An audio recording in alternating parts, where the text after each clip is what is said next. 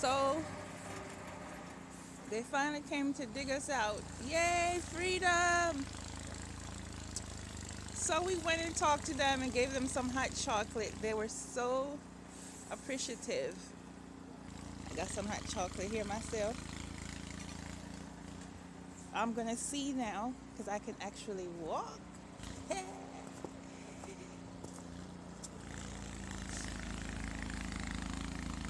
See what our neighborhood is going on in the rest of the world.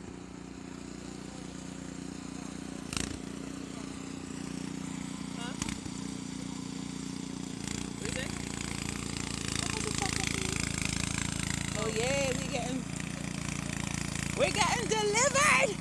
Woo!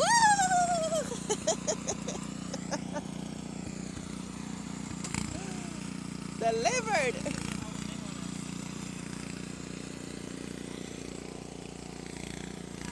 Shika, how we gonna get over there?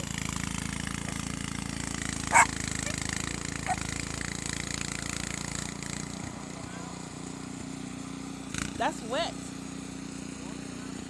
You mean walk around? Walk around where? It's wet. Huh?